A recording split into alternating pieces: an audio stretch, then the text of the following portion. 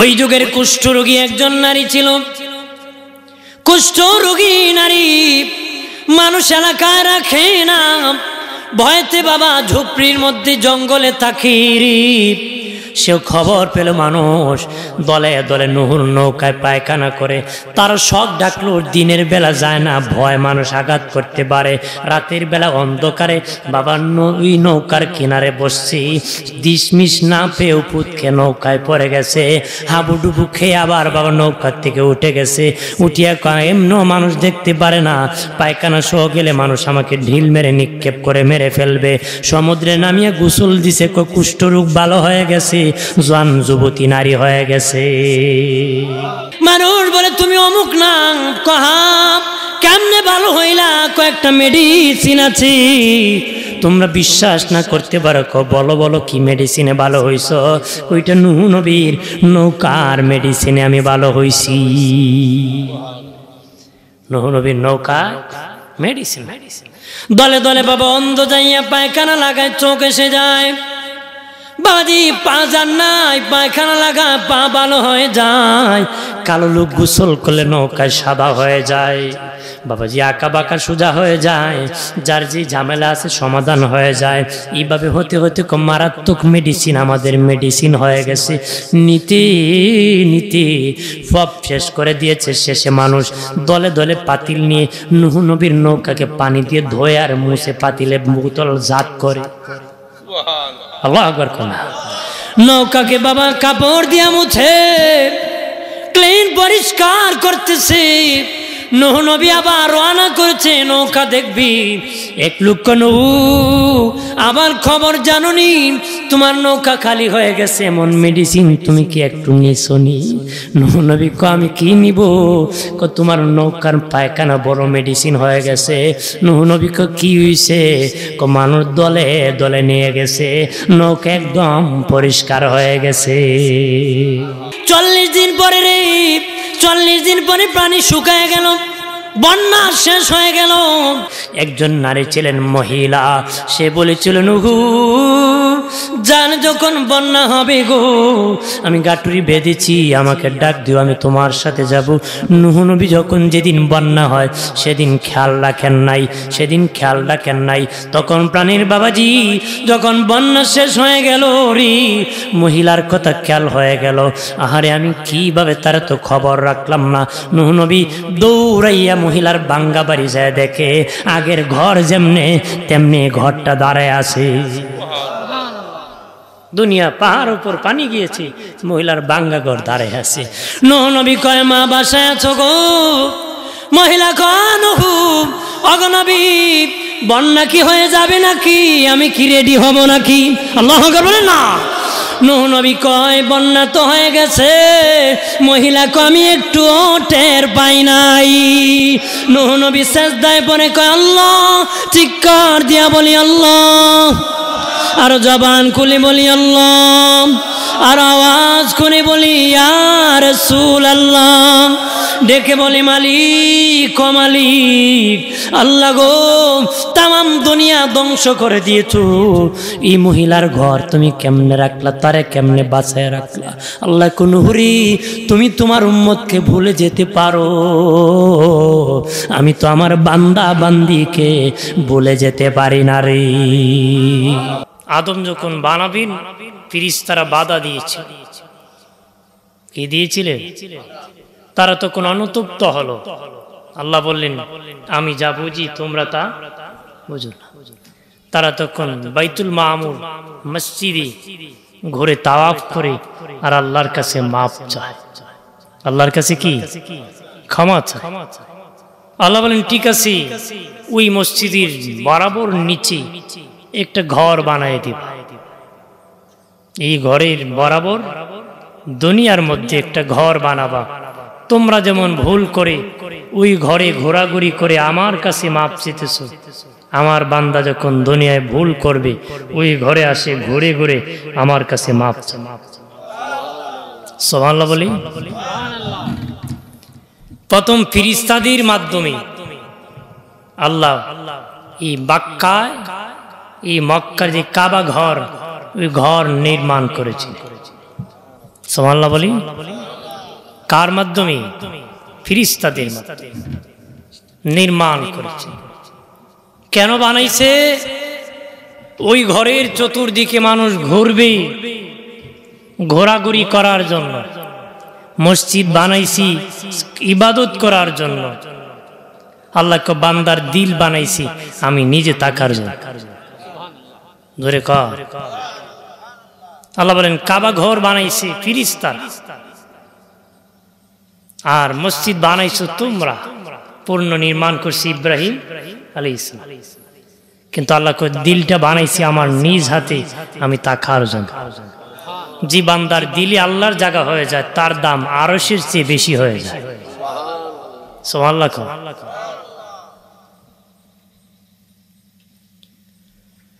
আমার প্রাণের বাবাজি রানী, প্রাণের বাবাজি, আদম নবী যখন ভুল করেছিলেন জান্নাতি, আমার আল্লাহ সুবহানাহু ওয়া তাআলা দুনিয়ায় ওনাকে পাঠিয়েছিলেন। ওনার সঙ্গী হলেন বিবি আমাদের বড় আম্মা হাওয়া আলাইহিস সালাম। দুজনকে আল্লাহ পৃথিবীতে পাঠাইছে। দুজনকে আল্লাহ কি পৃথিবীতে পাঠাইছে। পাঠানোর সময় আমার আল্লাহ সুবহানাহু ওয়া তাআলা জান্নাতি কাপড় খুলে রেখে দিয়েছিল বাবাজি। ওই ফল খাওয়ার পরে জান্নাতি পোশাক যখন খোলা শুরু হলো, আল্লাহ বলেন আমি আল্লাহ আদম আর হাওয়ার হাতের মধ্যে জান্নাতি পোশাকটা আমি এখনো রেখে দিব, পরিচয় রাখবো পৃথিবীর মানুষের হাতে আর পায়ে। জান্নাতি পোশাক আমি রেখে দিব, যেমন আমাদের দুই হাতে আর পায়েদের নখ আছে, এটা জান্নাতি পোশাক আজও প্রমাণ রেখেছে।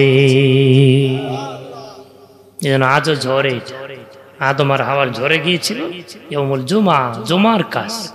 প্রতি জুমা পরে মুছ কাটা, নখ কাটা, গুপ কাটা। সুবহানাল্লাহ। বড় আঙ্গুল নখ রাখতে রাখতে বাম্পার রাখছে, খুব খাটাস, কত আবর্জনা ধরে আবার খায়। এটা দুই দিদি সিদ্ধি করে ফেল রাখছে। প্রতি জুমা বারে কাটা কি শূন্য, নখ কাটবেন অভ্যাস করে ফেলবেন, দেখবেন ঘৃণা লাগবে জুমা বারে না কাটিয়ে গেলে। আর কাটবেন সুন্নত আদায় হয়ে যায়। সুবহানাল্লাহ বলি। মুজ দেখা যায় রাখতে রাখতে বেটা বাম্পার উল্টাই দিছে। আরে বাবা সব আর দেখি করছে আল্লাহ জানে। ভাইরা আমার খেয়াল করেন, ও বাবাজি, তখন আমার আল্লাহ জান্নাতের গাছ থেকে বাবাজি আদমকে 3টা পাতা দিলেন লজ্জাস্থান রাখার জন্য। আমাদের বড় আম্মা হাওয়া আলাইহিস সালাম কি বাবাজি 5টা পাতা দিলেন। এখান থেকে পুরুষের জন্য 3 কাপড়, কাফনের কাপড়, পুরুষের জন্য 5 কাপ, নারীর জন্য 5 কাপড়, পুরুষের জন্য 3 কাপড়। আমাদের বাবা আদম আলাইহিস সালামকে 3টা পাতা দেওয়া হয়েছিল, বড় আম্মাকে 5টা পাতা দেওয়া হয়েছিল। নারী যখন ইন্তেকাল করে 5 কাপড় কাফনের কাপড় দিতে হয়, পুরুষ ইন্তেকালে 3 কাপড় দিতে হয়।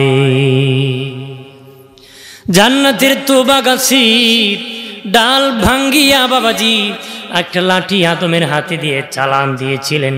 বাবা আদমকে শ্রীলঙ্কায় ফেলে দিয়েছে, মাকে একটু কাছাকাছি ফেলেছে। মহিলা মানুষ বেশি হাঁটতে পারবে না বাবাজি। ও বাবাজি 350 বছর পরে কান্না করতে করতে বাবা ফজর সময় ওই আরাফার মাটি আদম আর হাওয়ার মিলন হয়ে গেছে।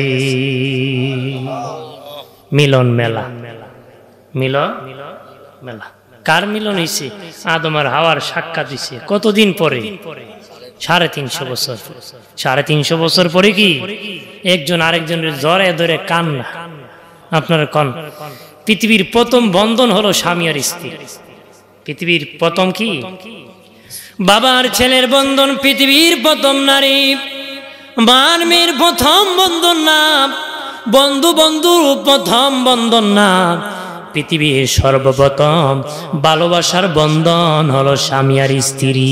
মাগো আমাম, স্বামী স্ত্রীর পৃথিবীর প্রথম বন্ধন। এই ভালোবাসার মধ্যে ইবলিস ঝগড়া লাগানোর জন্য মেহনত বেশি করে রে। কারণ আদম নবীকে ইবলিস ধোঁকা দিয়ে স্বামী স্ত্রী দুজনকে আলাদা করে দিয়েছিল। আজও ইবলিস সবচেয়ে বেশি খুশি হয় যখন স্বামী স্ত্রী আলাদা করে দুজনকে দু জায়গায় রাখে, সবচেয়ে বেশি আনন্দিত হয়। নাউজুবিল্লাহ। কিতাবে আসছে সমুদ্রের পারে বিকালবেলা ইবলিস সব একত্র হয়, সাক্ষাৎ হয়। কেউ বলে আমি এমনকি বেনামাজি বানাইছি, এমনকি সুদ খাওয়াইছি, মিথ্যা সাক্ষী দেওয়াইছি। একটা কয় জামাই বড় ঝগড়া লাগে, দুইটার দুইখানো লাগছি, বসে বসে কাঁদতেছে। বড় ইবলিসে কয় তুই আমার দ্বারা, কারণ তুই আমার পছন্দের কাজ করছ। প্রথম আমি যে কাজ করছিলাম ওই কাজ তুই করছ, তুই আমার কাছে আস। নাউজুবিল্লাহ। এই জন্য কিলি কিলি বিষয়, সাবধান, ইবলিসের ধোকায় পড়বা না। আমার প্রাণের বাবাজি, খেয়াল করেন ভালো করিয়া বাবা, ও প্রাণের বাবাজি, পৃথিবীর সর্বপ্রথম খুন হয়েছিল, মার্ডার হয়েছিল নারী নিয়ে।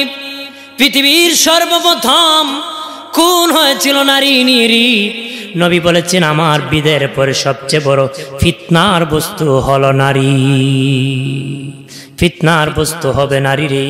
নারীর কারণে তোমরা লজ্জায় পড়ে যাবা। তবে নারীরাই দামি, তারা নবীর মা, ওলির মা, তারা বুজুর্গানে দিনের মা। সব নারীর কথা না, যারা খারাপ তাদের কথা বাবাজি, তারা সম্মানী, তারা আমাদের মা, তাদের ইজ্জত কম না বেশি। তারা নবী হয় না, তবে তারা নবীর মা হয়। সুবহানাল্লাহ। তারা নবীর মা। সুবহানাল্লাহ বলি। ভাইরা আমার খেয়াল করেন ভালো করে, ও প্রাণের বাবাজি, যখন ইবলিসকে জান্নাত থেকে বের করে দিবেন, তখন ইবলিস বলে মালিক আল্লাহ, আমাকে তো সব ধ্বংস করে দিয়েছো, তুমি আমাকে গুণ দান করো, কিয়ামত পর্যন্ত হায়াত দাও। আল্লাহ কো ঠিক আছে। এরপর আল্লাহ আমাকে মুহূর্তে পৃথিবীটা ভ্রমণের ক্ষমতা দাও। আল্লাহ কো ঠিক আছে, দিয়ে দিলাম।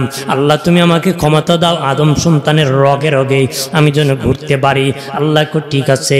আদম নবী আল্লাহ সে তো আমার সন্তানকে শেষ করে দিবে, ধ্বংস করে দিবে।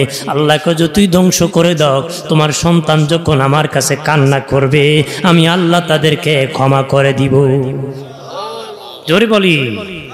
আদম নবী আর বড় আম্মা হাওয়া আলাইহিস সালাম দুজন যখন একত্র হয়ে কাঁদলেন, তখন বাবা দোয়া করলেন আল্লাহর কাছে, বলেন আল্লাহ গো, আরশের মধ্যে জান্নাতের মধ্যে আমি যখন চলতাম তখন দেখতাম আপনার নামের পাশে আপনার হাবিবুল্লাহ দোস্ত মুহাম্মাদুর রাসূলুল্লাহর নামটা দেখেছিলাম। ওই নবীর উসিলায় আমাদের দোয়া মুনাজাত কবুল করো। আল্লাহ কো আদম রে, এখন কেন করতেছো? 350 বছর আগে যদি করতা তখনও আমি তোমার দোয়া কবুল করতাম। এরপরে আদম নবী বলে আল্লাহ আমাকে তো ক্ষমা করেছো, এই ময়দানে ক্ষমা কতদিন চলবে? আল্লাহ বলেন এ আদম, ওই ময়দানে তোমার সন্তানরা কিয়ামত পর্যন্ত যদি আসিয়া দোয়া করে, আমি আল্লাহ কিয়ামত পর্যন্ত ওই ময়দানে তোমার সন্তানদের দোয়া কবুল করব। কিয়ামত পর্যন্ত ওই আরাফার মাঠে আমরা দোয়া কবুল হবে। আর হজ চলবে। হজ কি বন্ধ হবে? দাজ্জাল যখন বের হবে তখন বাবাজি আমাদের নূরের নবী রওজার দিকে আক্রমণ করতে যাবে। আমার আল্লাহ সুবহানাহু ওয়া তাআলা কাবা ঘর রক্ষা করবে। নবীজির রওজার সামনে 7টা গেট আল্লাহ ফেরেশতার মাধ্যমে বানাবেন। এক একটা গেটের সামনে 2 জন ফেরেশতা দারোয়ান নিযুক্ত করে রাখবেন, যেন মদিনা আক্রমণ না করতে পারে। 7টা গেট বানাবেন। দাজ্জাল যখন বের হবে এখানে, তখন এক একটা গেটে 2 জন করে ফেরেশতা পাহারাদার দায়িত্ব দিবে। পৃথিবীর কোনো বাবা আছে নাকি এই গেট অতিক্রম করবে? আল্লাহকে নিজ দায়িত্বে হেফাজত। জোরে বলি। আমার প্রাণের বাবাজি খেয়াল করেন ভালো করে বাবা, ও প্রাণের বাবাজি, হজের প্রতিষ্ঠাতা হলেন আদম নবী। হজের প্রতিষ্ঠাতা হলেন আদম নবী, হজের মধ্যে আবেগ সৃষ্টি করেছিলেন ইব্রাহিম নবী, আর হজের মধ্যে বিদায় হজের ভাষণ দিয়ে আন্তর্জাতিক মর্যাদা দান করেছেন আমাদের নূরের নবী। সামনে হলো হজের মাস আসতেছে না, হ্যাঁ এটার গেটি আমি টানতেছি, এই জন্য কাবা ঘরের দিকে গিয়েছি। হজের প্রতিষ্ঠাতা হলেন বাবা আদম, হজের মধ্যে আবেগ সৃষ্টি করেছেন ইব্রাহিম খলিলুল্লাহ, আর বাবাজি আন্তর্জাতিক মর্যাদা দিয়েছেন আমাদের নবী। আন্তর্জাতিক মর্যাদা পেয়েছে বিদায় হজের ভাষণ দান করে। আল্লাহু আকবার না রে প্রাণের বাবাজি, ওই কাবাগর সব নবী তওয়াফ করেছেন, আদম নবী করেছেন, শীষ নবী করেছেন, সব নবী করেছেন। তখন বাবাজি নূহ নবীর যুগে বন্যা হয়ে রে ওই কাবাগর পানির নিচে চলে গিয়েছিল রে, মাটির নিচে চলে গিয়েছিল, যে প্লাবন বন্যা হয়েছিল। আল্লাহ বলেছেন নূহ তুমি নূহ কিস্তি বানাও, নৌকা বানাও, সফিনা বানাও। নূহ নবী কয় মালিক আমি নৌকা কেমনে বানাবো? আল্লাহ কয় আমি তোমাকে তো 950 বছর আগে একটা গাছ দিয়েছিলাম, তুমি রোপণ করেছিলা, ওই গাছটা চিরায় তুমি তক্তা বানাও। নূহ নবী নদীর ওপার গাছটা রোপণ করেছিল, তক্তা হবে, কিন্তু ওপার যেতে নদী পার হওয়া যাইতেছে না, এত পানি পার হবে কিভাবে? তখন কেমনে এই যুগে একজন লোক ছিল বাবা অনেক লম্বা, তার বাবা নদীর মধ্যে আঁটু পানি হতো, আঁটু পানি। তার বাবা খাবার খেতে 7000 রুটি লাগতো, 7000 রুটি। এরপরে নূহ নবী বললেন যাও আমার গাছ তুমি কেটে দাও। সে বলে নবী 2টা শর্ত যদি পালন করতে পারেন আমি আপনার গাছ কেটে দিব। 1 নম্বর, জীবনে কোনোদিন মাথা ডুবায় গোসল করতে পারি নাই, কারণ সমুদ্রে আমার আঁটু পানি হয়, আপনি মাথা ডুবায় গোসল করাতে হবে। জীবনে পেট ভরে খেতে পারি নাই, পেটটা ভরে আমাকে খাওয়াতে হবে। আর আসতে নূহ নবী বলেন বাবাজি, নূহ নবী বললেন ঠিক আছে আমি তোকে গোসল আবার খাবারের ব্যবস্থা করবো রে। বাবাজি আঁটু পানি হয়, সমুদ্র পার হয়ে মানুষ মূলা যেমনি হাত দিয়ে বাবা উঠায়, সে গাছটা কিভাবে উঠাইছে, উঠে আনিয়ে দিয়েছে, এটাকে তক্তা বানানো হয়েছে। আল্লাহ কো নূহ তক্তা বানাও, কতটা বানাইবা? 2,24,000 তক্তা বানাইবা। ওই গাছ থেকে 2,24,000 তক্তা বানাইবা। এক এক তক্তার মধ্যে এক একজন নবীর নাম লিখবা, এক এক তক্তার মধ্যে এক একজন নবীর নাম রাখবা, নৌকা বানাবা। তবে সামনের তক্তা আমার বন্ধু হাবিবুল্লাহ মুহাম্মদুর রাসূলুল্লাহর নামটা লিখবা। জোরে কর। নূহ নবী তক্তা বানাইয়া নৌকা বানায়। ও বলে নবী খাবার কই, আমার গোসল কই? নবী বলেন চলো চলো সমুদ্রে চলো রে, আমি গোসল করাবো। বললেন মাটি তুমি ফেটে দাও, দেবে যাও। ওই লোক দাপতে শুরু হলো সমুদ্রে, মাটি দাপতে দাপতে মাথা ভিজে গোসল করছে, উঠে আসছে। নবী 3টা রুটি দিছে, মেজাজ গরম, 7000 রুটি লাগে। বলতেছে নবী 3টা রুটি দিলেন, 7000 রুটি লাগে কেন দিতেছেন? নবী কো বিসমিল্লাহ বলে খাও। কইনি খাউন খাইতে বিসমিল্লাহ, হ্যাঁ কইন বকতে বকতে খাউন। নাউজুবিল্লাহ, গালি দিতে দিতে কিতা আজকে বাঙ্গিলি ও তো চুলা ভাঙবো, নাহলে বোর খমর ভাঙবো। নাউজুবিল্লাহ না, নাই বিসমিল্লাহ শুরুও নাই শেষ। সাতার মুসলমান ভাইরা আমার খেয়াল করেন, ভালোভাবে খেয়াল করেন বাবা, সব কাজে বিসমিল্লাহ বলবা। খাবার খাবা বিসমিল্লাহ, বসবা বিসমিল্লাহ, দাঁড়াবা বিসমিল্লাহ, হাঁটবা বিসমিল্লাহ। বাবা সব কাজে বিসমিল্লাহ বলবা। কাজ শুরু যখন করবা বিসমিল্লাহ বলে শুরু করবা। টাকা রাখতেছো ক্যাশে বিসমিল্লাহ বলে রাখবা। জাগা মতে বিসমিল্লাহ বলে সব হয়, জাগা মতে ইনশাল্লাহ বললেও সব হয়, জাগা মতে সুবহানাল্লাহ বললে সব হয়, জাগা মতে আলহামদুলিল্লাহ বললে সব হয়।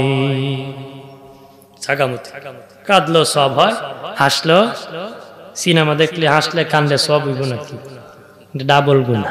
এমন তো গুণা আরো বড় আকামের গুণা। অনেকে আছে কবে সিনেমা দেখে আবেগে আর ধরতে পারছি না ভাই, কিন্তু চোখে পানি পড়ছে। নাউজুবিল্লাহ, এরকম আছে কিনা? মনে করবা শয়তান এমন বর করছে, এবারে 12টা বাজে দিচ্ছে, এরপর 13টা বাজে আরো বাকি আছে, ঠিক কিনা? ভাইরা আমার খেয়াল করেন ভালো করে, ওই লোক রুটি বিসমিল্লাহ বলে খাওয়া শুরু করেছে গো, খেতে খেতে 1.5টা খাইছে, কোনো আর চলতো না, পেট ভরে গেছে। আল্লাহ 1.5টা রুটি দিয়ে পেট ভরাই দিছে, নৌকা বানাইছে। নহরে মানুষ মস্কারি করে, নুহু নৌকা বুঝি বানাও, পানি বুঝি হইব। ও নুহু, আর তো কোনো কাজ নাই, নৌকা কেন বানাইতেছো? নুহু নবী কো আল্লাহ পানি দিব, বন্যা হবে, এই জন্য নৌকা বানাইতেছি। কাফেররা মিলে মিটিং করে, নুহু যদি সত্যই পানি হয়, নুহু তো নৌকায় উঠে যাবে, আমাদেরকে উঠাবে না, নুহুর নৌকাকে অকেজু কেমনে করা যায়? মিটিং করে দলে দলে নৌকায় বসে পায়খানা করবা, চিল্লায় বলি না আউযুবিল্লাহ। দলে দলে নেতার হুকুম হইছে পায়খানা, মানুষ দলে দলে করতে করতে করতে করতে নৌকা খাসাই লিছে। নৌকা কি? নূহ নবী রওনা করেছে নৌকা দেখবি, নৌকা দেখার জন্য রওনা হয়েছে। লোক বলে, নূহ জাননি খবর? নূহ নবী বলেন, কি খবর? তোমার নৌকা তো শেষ। কি হইছে? পায়খানা করে শেষ করছে। নূহ নবী বলে, আল্লাহ ও মালিক, এটা তো অকেজু করেছে। আল্লাহ যারা ভরাইছে তাদেরকে দিয়ে আমি নূহ পরিষ্কার করাবো, চিন্তা করিও না, পানি আসার আগে নৌকাকে উপযোগী বানাবো। পানি আসার আগে কি নৌকাকে উপযোগী? ওই যুগের কুষ্ঠরোগী একজন নারী ছিল।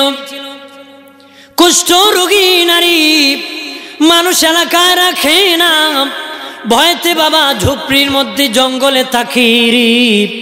সেও খবর পেল মানুষ দলে দলে নূহুর নৌকায় পায়খানা করে, তার শখ ডাকলো। দিনের বেলা যায় না, ভয় মানুষ আঘাত করতে পারে। রাতের বেলা অন্ধকারে বাবা ওই নৌকার কিনারে বসছি, ডিসমিস না পেয়ে উপুতকে নৌকায় পড়ে গেছে, হাবুডুবু খেয়ে আবার বাবা নৌকার থেকে উঠে গেছে। উঠিয়া এমনও মানুষ দেখতে পারে না, পায়খানা সহ গেলে মানুষ আমাকে ঢিল মেরে নিক্ষেপ করে মেরে ফেলবে। সমুদ্রে নামিয়ে গোসল দিছে, কুষ্ঠরোগ ভালো হয়ে গেছে, জোয়ান যুবতী নারী হয়ে গেছে। গ্রামে যখন ফিরেছে মানুষ বলে, তুমি অমুক না, কহা কেমনে ভালো হইলা? কয়েকটা মেডিসিন আছে, তোমরা বিশ্বাস না করতে পারো, বলো বলো কি মেডিসিনে ভালো হইছ? ওইটা নূহ নবীর নৌকার মেডিসিনে আমি ভালো হইছি। নূহ নবীর নৌকা মেডিসিন। দলে দলে বাবা অন্ধ যাইয়া পায়খানা লাগায়, চোখ এসে যায়। বাবাজি পা যান নাই, পায়খানা লাগায় পা ভালো হয়ে যায়। কালো লোক গোসল করলে নৌকায় সাদা হয়ে যায়। বাবাজি আঁকা বাঁকা সোজা হয়ে যায়, যার যে ঝামেলা আছে সমাধান হয়ে যায়। এইভাবে হতে হতে মারাত্মক মেডিসিন আমাদের মেডিসিন হয়ে গেছে। নিতে নিতে সব শেষ করে দিয়েছে। শেষে মানুষ দলে দলে পাতিল নিয়ে নূহ নবীর নৌকাকে পানি দিয়ে ধোয় আর মুছে পাতিলে বোতল জাত করে। আল্লাহু আকবার। নৌকাকে বাবা কাপড় দিয়া মুছে ক্লিন পরিষ্কার করতেছে। নূহ নবী আবার রওনা করেছে নৌকা দেখবি।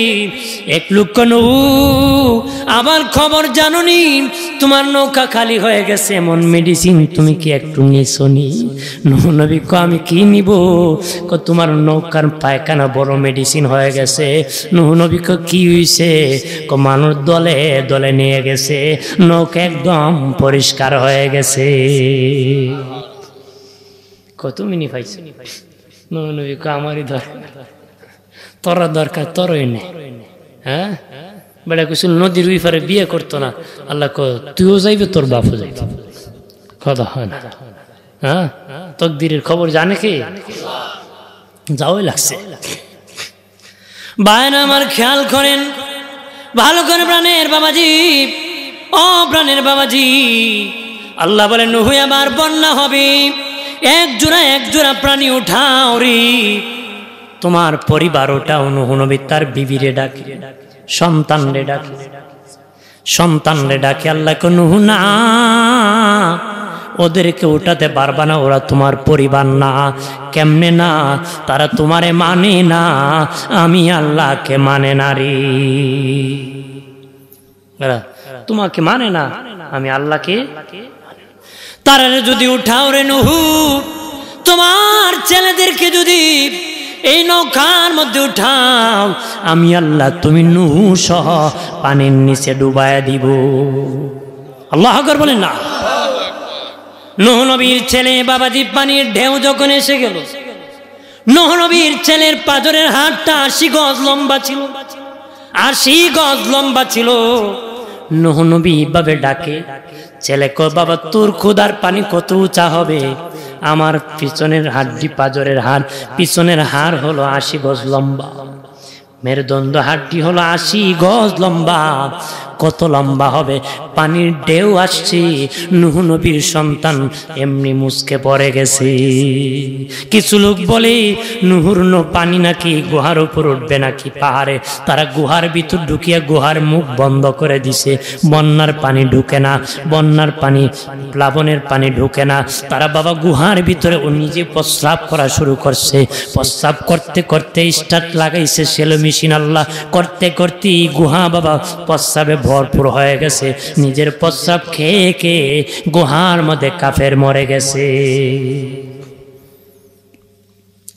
ভাইরা আমার খেয়াল করেন ভালোভাবে বাবাজি, 40 দিন পরে রে, 40 দিন পরে পানি শুকায় গেল, বন্যা শেষ হয়ে গেল। যাওয়ার আগে নূহ নবীর একজন উম্মত ছিলেন মহিলা, যদিও তাফসীরের কিতাবে কথাবার্তা আছে এই বিষয় নিয়ে বাবাজি। একজন নারী ছিলেন মহিলা, সে বলেছিল নূহ জান যখন বন্যা হবে গো, আমি গাটুরি বেঁধেছি, আমাকে ডাক দিও, আমি তোমার সাথে যাব। নূহ নবী যখন যেদিন বন্যা হয় সেদিন খেয়াল রাখেন নাই, সেদিন খেয়াল রাখেন নাই।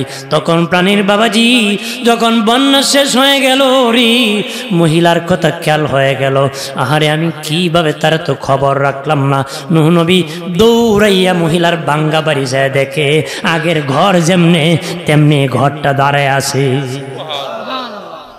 দুনিয়া পাহাড় উপর পানি গিয়েছে, মহিলার বাঙ্গা ঘর দাঁড়ায় আছে। নূহ নবী কয় মা বাসায় আছো গো? মহিলা কয় নূহ ওগো নবী বন্যা কি হয়ে যাবে নাকি? আমি কি রেডি হব নাকি? আল্লাহু আকবার বলেন না। নূহ নবী কয় বন্যা তো হয়ে গেছে। মহিলা কয় আমি একটু টের পাই নাই। নূহ নবী সেজদায় পড়ে কয় আল্লাহ, চিৎকার দিয়া বলি আল্লাহ, আর জবান খুলে বলি আল্লাহ, আর আওয়াজ করে বলি ইয়া রাসূলুল্লাহ, ডেকে বলি মালিক ও মালিক, আল্লাহ গো তামাম দুনিয়া ধ্বংস করে দিয়েছো, এই মহিলার ঘর তুমি কেমনে রাখলা, তারে কেমনে বাঁচায় রাখলা? আল্লাহ কোন হুরি তুমি তোমার উম্মতকে ভুলে যেতে পারো, আমি তো আমার বান্দা বান্দিকে ভুলে যেতে পারি না রে। নূহ তুমি তোমার উম্মত ভুলে যেতে পারো রে, আমি তো আমার বান্দা বান্দি ভুলে যেতে পারি না। আল্লাহ বলেন নূহ রে এবার তো তোমার কাজ নাই, তুমি এবার পাতিল বানাও, মাটির পাতিল বানাও। কত বানাবো তত বানাবা, আমি বলার আগ পর্যন্ত বানাও আর রৌদ্র দিয়া শুকাও। নূহ নবী পাতিল বানাইতেছে, রৌদ্র দিয়া শুকাইতেছে। আল্লাহকে এবার থামো নূহ, আর বানানোর দরকার নাই, এবার হাতে একটা লাঠি নাও। নূহ নবী হাতে লাঠি নিয়েছে, আল্লাহকে এবার বাড়িয়া বাড়িয়া একটা একটা করে ভাঙ্গো।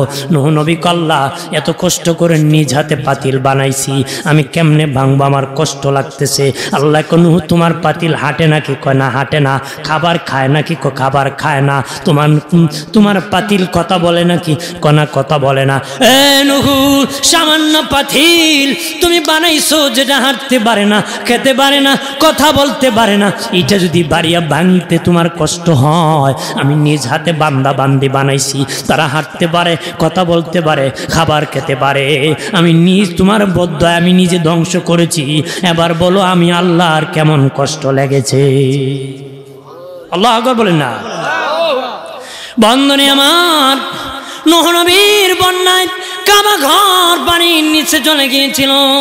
অপ্রাণের বাবাজি নতুন দুনিয়া আবার শুরু হলো, আবার নতুন দুনিয়া নতুন দুনিয়া বাবা নূহ নবী বাবাজি নতুন দুনিয়া আবার শুরু হলো, আবার আবাদ হলো দুনিয়া। আস্তে আস্তে আস্তে বাবাজি আস্তে আস্তে প্রাণের বাবাজি ইব্রাহিম খলিলুল্লাহ আগমন হলেন ইব্রাহিম নবী। ইব্রাহিম নবী বাবা বিয়ে করবেন, বিয়ে বাবা ওই হিজরত করেছেন, বিয়ে করবেন উনি।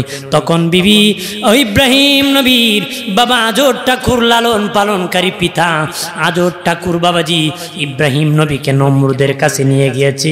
নমরুদ বাবা বাবা হাজার হাজার মন লাকড়ি দিয়ে আগুন জ্বালায় দিছে, ইব্রাহিম নবীকে নিক্ষেপ করবে। ধরে কর আমি কাবা করে কথা বলবো, এই জন্য ইব্রাহিম নবীর কাছে আসলো।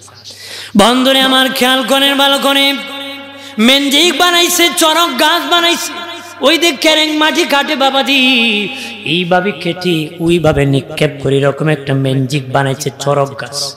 কারণ বাবা আগুন চতুর্দিকে জ্বালাইছে, ইব্রাহিমকে মধ্যখানে পালাইবে, এইভাবে নিয়ে রাখবে। ইব্রাহিম নবীকে যখন এইভাবে রাখবে, ইব্রাহিম নবীর হাত বেঁধেছে, পা বেঁধে ফেলছে বাবাজি, পা বেঁধে শিকল দিয়ে বেঁধে ফেলছে। তখন ওই গাছ উঠাইতে পারে না রে। তখন শয়তান বুড়া দরবেশের সুরত ধরে কয়, নমরুদ কিয়ামত পর্যন্ত তুমি উঠাইতে পারবা না, কারণ এইখানের মধ্যে রহমতের ফেরেশতারা ধরে রাখছে, এই জন্য এই গাছটাকে উঠাইতে পারবা না। তখন নমরুদকে দরবেশ কি করতে পারি, ওই মুহূর্তে উলঙ্গ নারী না চাও, ফেরেশতারা উলঙ্গ নারী যেখানে তারা সেখানে অবস্থান করে নারী। তখন নমরুদ নারী উলঙ্গ নাচানো শুরু করছে। ইব্রাহিম নবীকে আগুনে নিক্ষেপ করে সর্বপ্রথম পৃথিবীর সর্বপ্রথম নমরুদ মেলার আয়োজন করছিল আনন্দ করতে। নাউজুবিল্লাহ। পৃথিবীর সর্বপ্রথম মেলার আয়োজন করেছিল নমরুদ, ইব্রাহিম নবীকে আগুনে ফেলে। ইব্রাহিম জ্বলবে, দর্শক আনন্দ করে। নাউজুবিল্লাহ। আমরা দেশে এই শয়তানিটা আছে কিনা? ওই দিন কাফির বেঈমানে জমায়, মুসলমানে মজায় কথা। হ্যাঁ আমরা কি এইটা মজায় তেল মজায় খেয়ে গেল। নাউজুবিল্লাহ। বন্ধনে আমার খেয়াল করেন ভালোভাবে প্রাণের বাবাজি, ও দুস্থ বুজুর্গরা ভালোভাবে খেয়াল করেন। ইব্রাহিম নবীর যখন নমরুদ উলঙ্গ নারী নাচানো শুরু করছে, তখনও উঠাইতে পারে না। তখন নমরুদ ইবলিসকে বলে, তুমি না বললাম উলঙ্গ নারী না চালে উঠাইতে ফেলবো, কয় এখন ইব্রাহিমকে মাটির টান দিয়ে ধরে রাখছে, উঠানো যাইতেছে না। কয় এখন কি করবো রে? এই মুহূর্তে ইব্রাহিমকে উলঙ্গ করো রে, উলঙ্গ করলে মাটিও তাকে ছেড়ে দিবে। নমরুদ অফার করলাম, ইব্রাহিমকে কে উলঙ্গ করবি? কেউ রাজি না। আজর ঠাকুর বাবা ব্রাহ্মণ বলতেছে, লালন পালনকারী পিতা, জন্মদাতা পিতা না, ও হলো লালন পালনকারী পিতা। বাইনসত্তর হাসিয়া খুলে দেখো। বন্ধুরে আমার খেয়াল করেন ভালোভাবে। তখন আজর বলে, ও বাদশাহ আমি নিজে এনে দিয়েছি, টাকা কেন নেব, আমি উলঙ্গ করব। আজর ঠাকুর ইব্রাহিম নবীর কাপড় চোপড় যখন খুলতে যাবে, ইব্রাহিম নবী বায়াবার পায়ের দিকে ঝুঁকতে চায়, কিন্তু শিকল বাঁধার কারণে ঝুঁকতে পারে না। ডাক দিয়া বলে, বাবা ও বাবা আগুনে ফেলে দাও, কিন্তু আমি ইব্রাহিমকে এখানে উলঙ্গ করে জনতার সামনে আমাকে লজ্জায় ফেলে দিবা না। আজর মানে নাই, জোর করিয়া ইব্রাহিম নবীর কাপড় চোপড় খুলে ফেলে দিয়েছে। আল্লাহ কয়, জিবরিল যাও ইব্রাহিমকে জান্নাতি জুব্বা পরায় দাও। আমার আল্লাহ বলেন, ইব্রাহিম ওগো ইব্রাহিম দুনিয়ার জামা ছেড়ে দিয়েছ, আমি আল্লাহকে ছাড়ো নাই। আল্লাহু আকবার বলেন না। আমি আল্লাহকে ভুলো নাই, আমি আল্লাহকে ছাড়ো নাই রে ইব্রাহিম, ছাড়ো নাই। আমি আল্লাহ আনুষ্ঠানিকভাবে কিয়ামতের দিন জান্নাতি পোশাক তোমাকে প্রথম পরাবো। সবার সামনে তোমার লজ্জা দিয়েছি, আমি হাসরবাসীর সামনে তোমাকে জান্নাতি পোশাক প্রথম পরায়া আমি ইজ্জত দিয়েছি। ইব্রাহিম নবীর কাপড় যখন খুলে দিল, মাটি ছেড়ে দিল, চরক গাছ দিয়ে বাবা মধ্যখানে নিক্ষেপ করে দিল।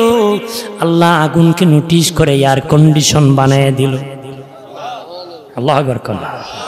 যদি আল্লাহকে তো ঠান্ডা হয়ে যাও, বেশি ঠান্ডা মানুষ শুইতে পারে না, বেশি গরমও শুইতে পারে না, আরামদায়ক হয়ে যাও বলছে। ইব্রাহিমের জন্য যেমন আরাম তেমন হওয়ার জন্য আল্লাহ বলে দিয়েছে, নমরুদ ছাদের উপর থেকে দেখে আগুন জ্বলে না, জলে ঠিক আগুন ইব্রাহিমকে পড়ে না, ডেকে বলে আগুন রে আগুন তোর কি হইল রে, তোর কি জ্বালানোর ক্ষমতা শেষ হয়ে গেছে নাকি? আগুনের জবান খুলে গেছে, কাশিয়া দেখ তোরে নি জ্বালাইতে পারি, কাশ তুই এসে দেখ তোরে নি জ্বালাইতে মানে আল্লাহ নোটিশ করছে। আগুন গোলাম কার? আল্লাহর গোলাম। আগুন আল্লাহওয়ালা হলে ওই আগুনও তারে পোড়া। ভাইরা আমার খেয়াল করেন ভালোভাবে বাবাজি, 40 দিন পরে বাবাজি আগুন থেকে ইব্রাহিম নবী 3 দিন পরে এই অগ্নিকুণ্ড থেকে যখন বের হয়ে গেলেন, এর ভিতরে আমার আল্লাহ ফিরিস্তার মাধ্যমে ইব্রাহিম নবীর জন্য একটা বাড়ি বানালেন। ফিরিস্তার মাধ্যমে বের হওয়ার পরে ইব্রাহিম নবী সর্বহারা বাবা নিজের হাতে আগুনের মধ্যে দিয়েছে, সব হারা হয়ে গেছে। ফিরিস্তারা বলে নবী ও নবী, ওইখানে আমাদের মাধ্যমে আমার আল্লাহ আপনার জন্য একটা বাড়ি বানাইছে। কে বানাইছে? আল্লাহু ওয়ালিউল্লাযিনা আমানু। মুসলমানের উকিল কে? আমাদের গার্জেন কে? আল্লাহ। আল্লাহ আমি ইব্রাহিম তোর জন্য ঘর বানাইছি ফিরিস্তার মাধ্যমে। ধরে কর ইব্রাহিম নবী ওই বাড়ির মধ্যে অবস্থান করতেছেন। আল্লাহ রাব্বুল আলামিন 40,000 শিকারী কুকুর পাঠাইলেন ইব্রাহিম নবীর কাছে জিবরিলের নেতৃত্বে। জিবরিল আমিনের নেতৃত্বে 40,000 শিকারী কুকুর পাঠালেন। প্রত্যেকটা কুকুরের গলার মধ্যে স্বর্ণের মেডেল পরানো আছে। এই কুকুর দিয়ে আল্লাহ কি ইব্রাহিম ওই কুকুর নিয়ে তুমি আবার নমরুদের দেশে যাইবারে। এই কুকুর নিয়ে তুমি নমরুদের দেশে। ইব্রাহিম নবী 40,000 শিকারী কুকুর নিয়ে নমরুদের দেশের দিকে রওনা করলেন। প্রত্যেক কুকুরের গলায় স্বর্ণের মেডেল। রওনা যখন করেছেন, নমরুদের রাজধানীতে যখন প্রবেশ করেছেন, মানুষ দেখিয়া ভাগা শুরু করছে। ঘরে লুকায় রে আমাদের বাদশা নমরুদ ইব্রাহিমকে একা পেয়ে কত জুলুম করেছে দেখ। ইব্রাহিমের কত শিকারী কুকুর, আর ইব্রাহিমের ক্ষুধা কত ধনী রে, আমাদের বিবিদেরকে স্বর্ণ দিতে পারি না, আর তার ক্ষুধা কুকুরের গলায় স্বর্ণের মেডেল পরাইছে। ইব্রাহিমের ক্ষুধা কত ধনী, কুত্তার গলায় স্বর্ণের মেডেল পরাই দিছে। আল্লাহু আকবার বলেন না। আর কুকুর দেখে কম্পন সৃষ্টি হয়েছে, ভয় পাইছে। ইব্রাহিম নবী রাস্তা দিয়ে যাইতেছে, দেখে মানুষ দলে দলে কাতারে কাতারে মানুষ দাঁড়ানো। একজনকে জিজ্ঞেস করে এখানে কি? বাদশার মেয়ের স্বামী পছন্দ করবি, এই জন্য দাঁড়াইছি। ইব্রাহিম নবী আকাশের দিকে তাকায় করলাম, আমার তো বীর বয়স হইছে গো। আল্লাহ কি ইব্রাহিম গরিব মানুষ দাঁড়াইছি, বাঙ্গা খেজুর গাছের গোড়ায় তুমি দাঁড়াও। কেউ বাবার পরামর্শে দাঁড়াইছে, মায়ের পরামর্শ দাঁড়াইছে, নিজের ইচ্ছা করে দাঁড়াইছে। আর আমার ইব্রাহিম নবী মুসলিম জাতির পিতা, আমার আল্লাহর পরামর্শে দাঁড়াইছে। যখন দাঁড়াইছে, মানুষকে মূল্যা বেটা কেন খাইছে? কারণ মূল্য হইলে তো আর কুস্তা লাগে নাকি? দেখো মানুষ মনে করে মূল্য হইলে জিন হয়ে যায়, এটা আর কুস্তা নাই, এটার কিতা আর কিছু আসেনি। বেটা বউ লাগে না, বাড়িও লাগে না, খাওয়ানো লাগেনি কোনো। বাড়িতে গেলে খুব মূল্য বেটা আজান দিত, জারো দিত, নামাজ পড়তো, খাইতো। এ বেটা খালি বাড়ি যায় বউর পাগল। তার মানে তুমি বউর পাগল না, আরেক বেটার বউর পাগল। হদা হয় না। আরে স্বামীর তুই বউর পাগল হইব, মোল্লা বেটাও বুর ফাগুলি, আর বেটা বুর ফাগুলি তুমি, ঠিক কিনা বলে? ধরে কর ঢাকাতে তাকে 2 বান্ধবী, তো একটার বিয়ে হয়েছে ইংরেজি শিক্ষিতের কাছে, আর একটা বিয়ে হয়েছে মৌলানার কাছে। 2 বছর পর সাক্ষাৎ হয়েছে। সে ইংরেজি শিক্ষিতের বউ বলতেছে মৌলানার বউকে, তো তোর খবর কি? মৌলানার বউ আমার একটা ছেলে হয়েছে। নাউজুবিল্লাহ। মোল্লার ঘরে ফুল হয় কে কর নাউজুবিল্লাহ। মোল্লার ঘর এ ভাবছে পাঞ্জাবি লাগালে কি মোল্লার কি আর শেষ। ইব্রাহিম নবী যখন দাঁড়িয়ে গিয়েছেন, সবাই তাকে আছে। ও প্রাণের বাবাজি, যদিও মাওলানা কিন্তু যুগের পয়গম্বর ওনার চেয়ে তো সুন্দর আর কেউ নাই। বনি ইসরাইল পয়গম্বরদের মধ্যে সুন্দর নবী ছিলেন ইব্রাহিম পয়গম্বর। ইব্রাহিম নবীও অনেক সুন্দর নবী ছিল। সব নবীরা সুন্দর, সব নবীরা কি বন্ধুরে আমার খেয়াল করেন ভালো করে। এলান হয়ে গেল বাদশার মেয়ে বের হয়ে গেছে, স্বামী পছন্দ করবে। প্রথম কাতার রাজা বাদশার কাতার, উজির নাজির বাবা সব কাতার রাজা বাদশাদের ছেলে জমিদারের কাতার।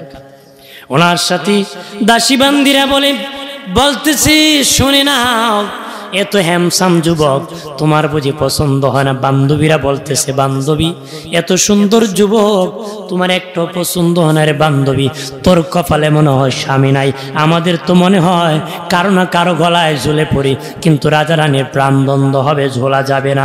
তখন ইব্রাহিম বাবাজি বিবি সায়রা বাদশার মেয়ে বিবি সায়রা হাঁটতে হাঁটতে ওই সামনে যে দেখি গরিব মানুষ যেখানে দাঁড়ানো, কম টাকার মালিক যারা, ওই বাঙ্গা খেজুর গাছের গোড়ায় ইব্রাহিম নবী দাঁড়ায় আছে, যা দুইটা মালা ইব্রাহিম নবীর গলায় পরায় দিছে। লোকেরা দৌড়ে আর কয় মোল্লা বেড়ায় বাজি মাইরা দিছে। কি করে মোল্লা বেড়ায় বাজি মারছে? আমরা এত যুবক আইলাম, বাদশার ছেলে আইলাম, কত জমিদারের ছেলে আসলাম, মোল্লা বেড়ায়। তখন প্রাণের বাবাজি বাদশা ডেকে বলে মা কত যুবক ছিল রে, তার গলায় কোনো পরাইলাম? মেয়ে ডেকে বলে সায়রা, বিবি সায়রা ডেকে বলে বাবারি তুমি বলেছো যার গলায় পরাবো তারে আমার স্বামী বানাবা, তার আমার স্বামী বানাবা। আমি যার জন্য এই মেলা জমাইছি এটি আমার স্বপ্নের বন্ধু ইব্রাহিম, যার কপালে আছে নূরে মোহাম্মদী। বিবি সায়রা ইব্রাহিম নবীর সাথে বিয়ে হয়ে গেল। আল্লাহু আকবার বলেন না। অনেক দিন হয়ে যাক সন্তান হয় নারী। বিবি সায়রা আরেকজন মেয়ে বিয়ে করাইলেন, বিবি হাজেরা। হাজেরার সাথে বিয়ে হওয়ার পরই হাজেরার ঘরে একজন সন্তান হলেন ইসমাইল নবী। হাজেরার ঘরে ইসমাইল নবী হয়ে গেলেন।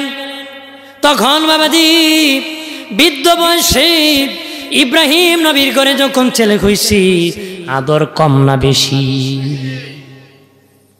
হয় না হয় না সন্তান হঠাৎ করে যদি হয়, আদর কম না বেশি? জোরে কম বেশি আদর।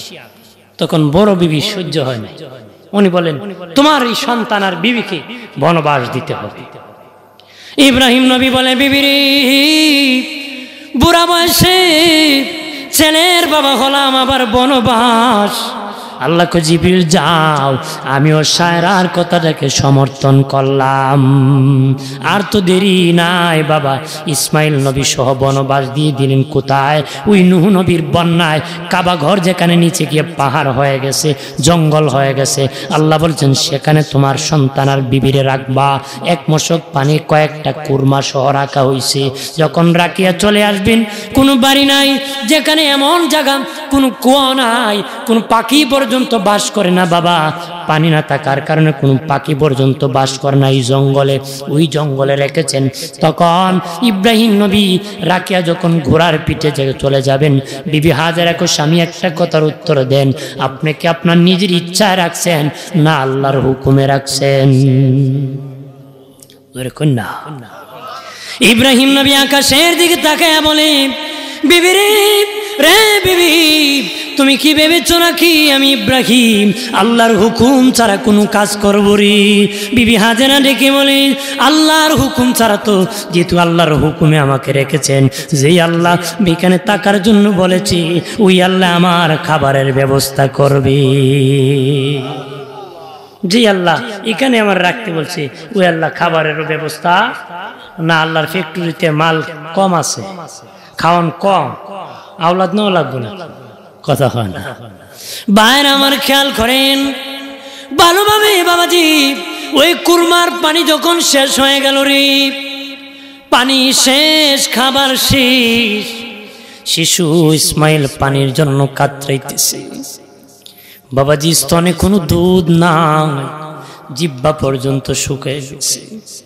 সাফার মারোয়ার মধ্য কানেরি বর্তমান জমজম যেখানে, এখানে ইসমাইল নবী শুয়ে আছে, ছোট্ট মানুষ না, শিশু বাচ্চা।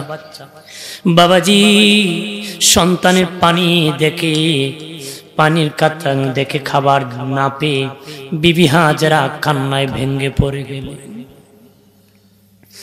রৌদ্র যখন পাহাড়ে লাগে রে, পাথরের পাহাড়ের মধ্যে পানির নহর দূর থেকে দেখা যায়। ইসমাইল বাবা হাজেরা ওই বর্তমান জমজম কূপের, যে এখানে কূপ ছিল না, ইসমাইল নবী শুয়েছে, তাকায় দেখে সাফার মধ্যে পানির নহর দেখা যায়। দৌড়ায় দেখে কোনো পানি নাই। সাফার থেকে তাকে দেখে মারোয়ার মধ্যে চিকচিক করতেছে, পানি মনে হয় বের হবে। এই জন্য হাজারা আবার মারোয়ায় দৌড় মারছে। মারোয়ায় গিয়ে দেখে সাফায় আবার পানি চিকচিক করতেছে, বাবলু মনে হয় পানি আছে, আবার ধরতেছে। এই জন্য এই দৌড়াদৌড়ি দিন হাজারা করেছিল। আজও হাজিদের জন্য দৌড়াদৌড়ি করা আল্লাহ ওয়াজিব করে দিছে। ওই যে হাজারা পানির জন্য সাফা আর মারওয়ায় দৌড়াদৌড়ি করেছিল। ইন্না সাফা ওয়াল মারওয়াতা ইনশাআল্লাহ, আল্লাহ কয় সাফা আর মারওয়া আমার কুদরতের নিদর্শন। ওয়ালাকাদ কাররামনা বনি আদম। আল্লাহ বলেন বনি আদম হলো শ্রেষ্ঠ, বনি আদম সন্তান শ্রেষ্ঠ। কি বনি আদম সন্তান? আর সাফা মারওয়ার কল্লা আল্লাহর নিদর্শন। আল্লাহর যদি কয় আল্লাহ আমরা হলাম শ্রেষ্ঠ জাতি, আর পাহাড় রেখো তোমার নিদর্শন। আল্লাহ কো পাহাড় রে জিগা কেমনে নিদর্শন হইছে, পাহাড় তুমি কেমনে নিদর্শন? কো তোমরা শ্রেষ্ঠ জাতির কদম লাগার কারণে আমি আল্লাহর নিদর্শন। তোমরা শ্রেষ্ঠ জাতির কদমের বরকতে আমি আল্লাহর নিদর্শন হয়ে গেছি। সুবহানাল্লাহ। 7 গাও পার আছে, আর সাফা মারওয়া পাহাড় এক পার নেই। কই না ক ফাঁক দেওয়া লাগে 7 পা, কয় 7 পা। কোন হাদিস সাহেব যদি অসুস্থ হয়ে যান, তাই যদি কোন বিলে আমি তো অসুস্থ, দৌড় দিতে পারতাম না, যাই মুগা বাড়ি দিয়া 7 গাও পারো 50 ফাঁক দিলেই শুনইব নি? আর জীবন দৌড়ে খামাইব? হাজরে আসওয়াদ পাথর, পাথর আমাদের রেল স্টেশনও পাথর পাওয়া যায়, এক পাথর নেই। যদি হবিলি কেন সুমাইলিম আমি ভালো, আর তুতা ভাঙ্গা ছাড়া কোনো উপায়। বাইরে আমার খেয়াল করেন ভালোভাবে প্রাণের বাবাজি। ও বাবাজি ধরতেছেন, আবার সন্তানের কাছে আসেন, আসিয়া দেখেন ছেলে আছে না, ইন্তিকাল হয়ে গেছে। পানির জন্য ইসমাইল নবী পাইভাবে নিক্ষেপ করতেছি রে। আসিয়া দেখে বিবি হাজেরা ইসমাইল নবীর পায়ের গোড়ালির থেকে জমজম কূপ জারি হয়ে গেছে। চতুর্দিকে পাথর দিয়ে হাজেরা বলেন জমজম থামো থামো। আল্লাহর নবী বলেন হাজেরা যদি পাথর দিয়ে চতুর্দিকে না থামাতো, এই জমজমের পানি দিয়া তামাম দুনিয়া জয়লাভ হয়ে যেত। আল্লাহ করবে। এই জমজম কূপের গভীরতা 7 ফুট, প্রস্থ হলো 2.25 ফুট, গভীরতা হলো 7 ফুট, প্রস্থ হলো 2.25 ফুট। ওইটা বাবা ইটালির ডাবল মেশিন দিয়ে সৌদির বাদশা রাত দিন 24 ঘন্টায় কূপ থেকে পানি উঠাইতেছে। কূপের পানি 1 ইঞ্চিও কমে না রে, 1 ইঞ্চিও কমে না। এটা সম্পর্ক জান্নাতের সাথে। বলে দিয়েছেন কে? আমাদের নবী বলেছে, আমাদের নবী বলেছে। নবীর সাহাবী আবু জার গিফারি রাদিয়াল্লাহু তাআলা আনহু দিনের কালেমা পড়ে মুসলিম হয়ে বাড়ি গেলেন। বাবাজি বাড়ি যেতে পারেন নাই। 3 মাস পরে নবীর কাছে আসে, নবীজি আমি জমজম কূপ সম্পর্কে আপনার কাছে জানতে চাই। নবী কয় কেন রে আবু জার? নবীজি আমি আমার মা বাবা বেঈমান, কালেমা পড়েছি আজ থেকে 3 মাস আগে, বাড়ি যেতে পারি না, মা বাবা বেঈমান মেরে ফেলবে, পকেটে টাকা পয়সা ছিল না, গুস্ত রুটি খরিদ করে খেতে পারি না, 3 মাস ধরে জমজমের পানি খেয়ে আছি, আমার শরীরে একটু হালাক হয় নাই, এটা কি সম্পর্ক? নবী কারো অনেক দিন খেতে পারবা আবু জার, শরীর হালকা হবে না। এই কূপের সম্পর্ক আমার আল্লাহর জান্নাতের সাথে আছে। দুনিয়ার যত খাবার আছে, দুনিয়ার যত পানি আছে রে, বসে খাওয়া সুন্নত, বসে খাওয়া কি? কিন্তু বাবাজি জমজমের পানি দাঁড়ায় খাওয়া সুন্নত। জমজমের পানির মধ্যে শিফা আছে, জমজমের পানির মধ্যে ব্যাধি সমাধান হওয়ার রাস্তা আছে, জমজমের পানির মধ্যে সফলতা পাওয়ার মাধ্যম আছে। জমজমের পানি দাঁড়ায় খাওয়া সুন্নত, খাবার বসে খাওয়া সুন্নত। আমার দেশে চা খায় দাঁড়ায়া, পানি খায় দাঁড়ায়া। কোনো হাসি যাব শুধু কয় ভাই জমজমের পানি আনছি খান, এ কয় বিসমিল্লাহ কই টুলো বইয়া খায়, কথা হয় না। ই বলা বেড়ায় গ্লাস হলে তাড়াতাড়ি আগে বয়, এরপরে খায়। কত বরকতের খানি খারিয়া খাওয়া যায়নি। ইসলাম যেভাবে এইভাবেই বরকত। এটা দাঁড়ায় খাওয়া সুন্নত, দুনিয়ার সব খাবার বসে খাওয়া। দুনিয়ার যত খাবার আছে রে বাবাজি শৃঙ্খলা বজায় খাওয়া সুন্নত, শৃঙ্খলা বজায় খাওয়া কি সুন্নত। তবে একটা খাবার আছে হুরা পারা করে খাওয়া সুন্নত, টানা টানি করে খাওয়া সুন্নত, হেসরা হেসি করে খাওয়া সুন্নত, একজনের হাত থেকে আরেকজন কারিয়া নেওয়া খাওয়া সুন্নত। ওই খাবার কোন খাবার জানো নি? ওই বিয়ে দে হয় বাবা, যখন দুইজনের বিয়ে হয়ে যায় তখন বাবা খেজুর খাবার হয়টি সুন্নত। মেয়ের বাড়ির খাবারটাই হলো ওইটা।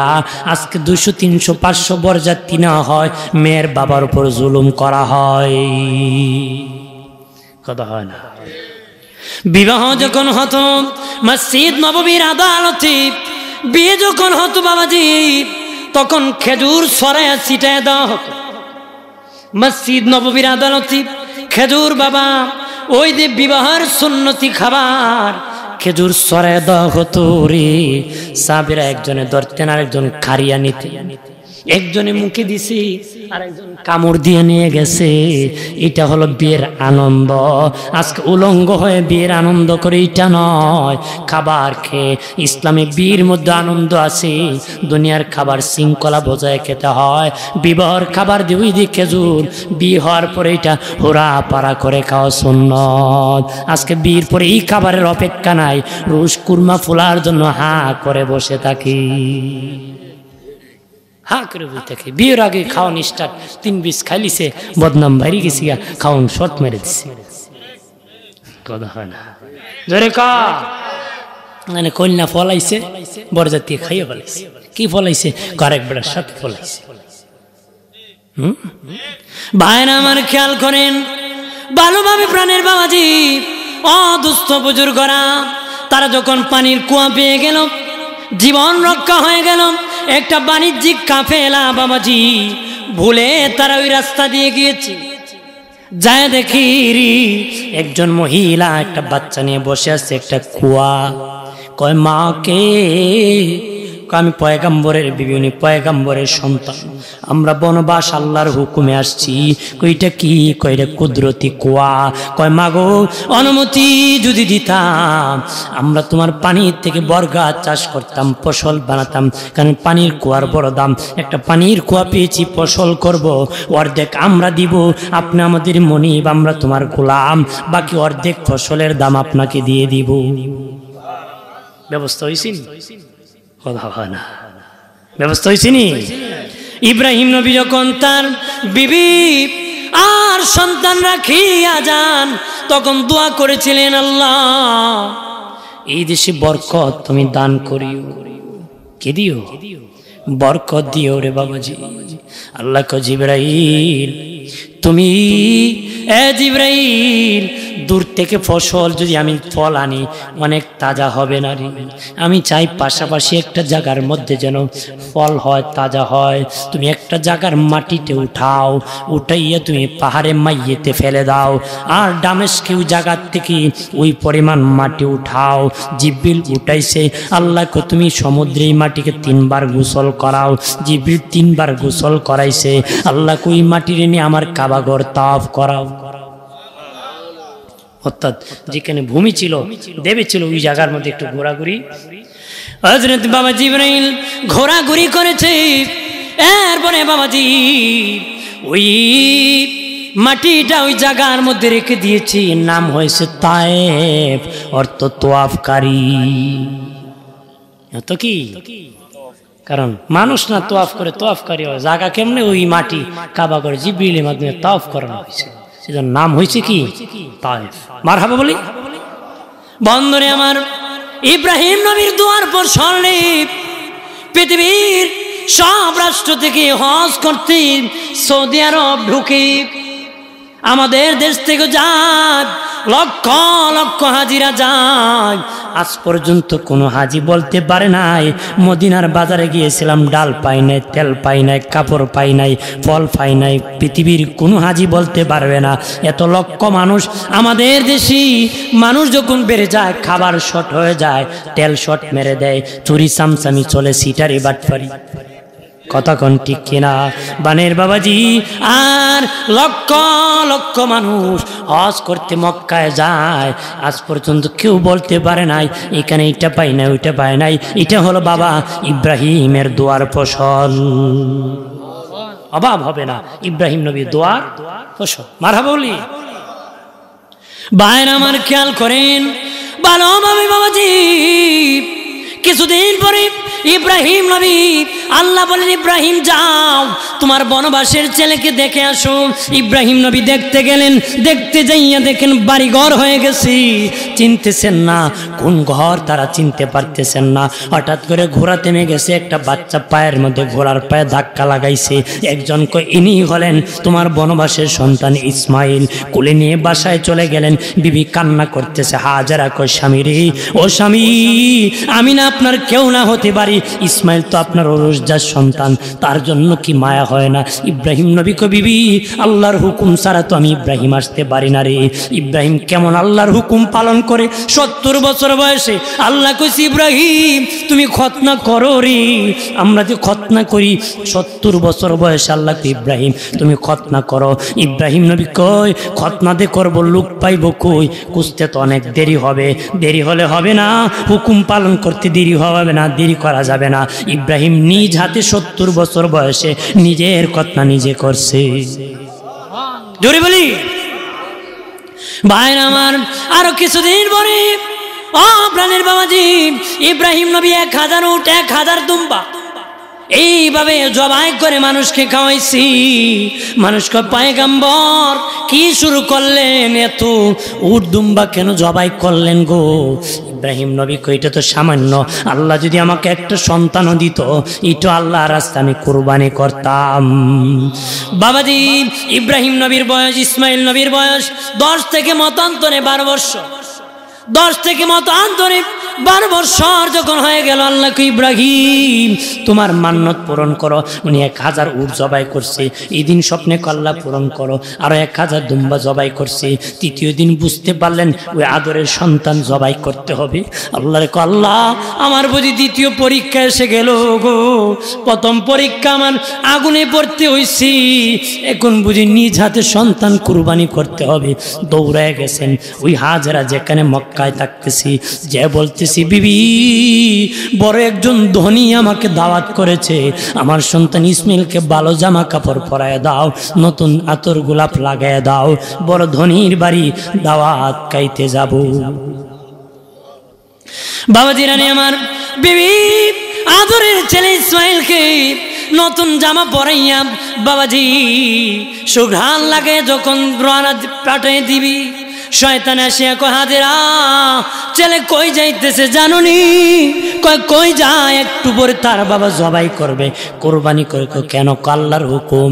তখন হাজেরা কয় আল্লাহর যদি হুকুম হয় এমন 100 ইসমাইলও কোরবানি করতে আমি হাজেরার বাধা নাই। জোরে বলি আরে বাবাজি। তখন ইব্রাহিম নবীকে ধোঁকা দিতে চায়। ইব্রাহিম নবী পাথর নিক্ষেপ করেছে, তখন ইসমাইল নবীকে বাবাজি ধোঁকা দিতে চায়। ইসমাইল নবীকে কেন আমার বাবা কুরবানি করবে? আল্লাহর হুকুম। আল্লাহর যদি হুকুম হয় তোর কি সমস্যা? পাথর মারতে মারতে উনি ধরতেছে আর পাথর মারতেছে। ইব্রাহিম নবীকে বাবা আর যাইও না, চলো ফিরে আসো। এই জন্য হাজিরা আজও কাঙ্কর পাথর মারতে হয় 49টা, কথা হয় না। ইসমাইল নবী পাথর মারছিল, ইবলিসকে পাথর মেরেছিল রে। আজও হাজিদের উপর পাথর মারতে হয়, তবে সাবধান, পাথর মারবা নিয়ত শুদ্ধ করে হজে যাইবা, নিয়ত গন্ডগোল। ইমাম বুখারী কয় আমলে গন্ডগোল। এই জন্য বুখারীর প্রথম হাদিস নিয়তের হাদিস, শেষের হাদিস আমলের হাদিস। ইমাম বুখারী বুঝাইছে নিয়ত তোর ঠিক, আমল তোর পরিপূর্ণ।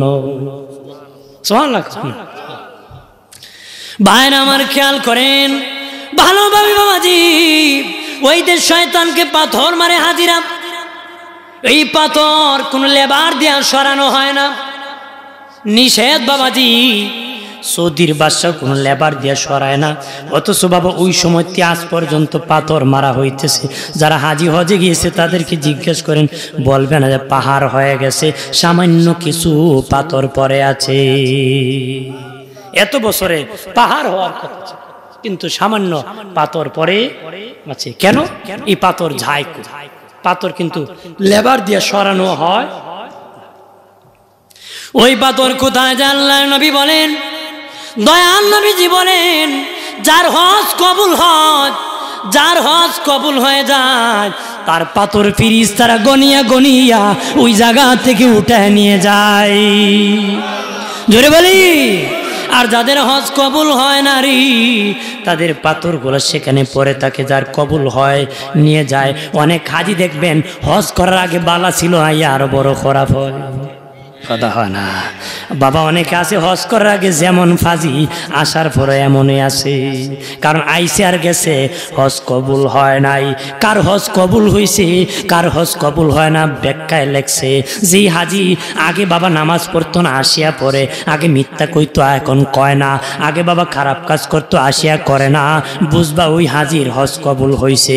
যে হাজি যাওয়ার আগে বিড়ি খাইতো, আসিও বিড়ি খায়, যাওয়ার আগে বেনামাজি এখনো বেনামাজি, যাওয়ার আগে মিথ্যা কইতো হাসিও মিথ্যা কয়, এ আইসে আর গেছে, তার হজ কবুল হয় নাই।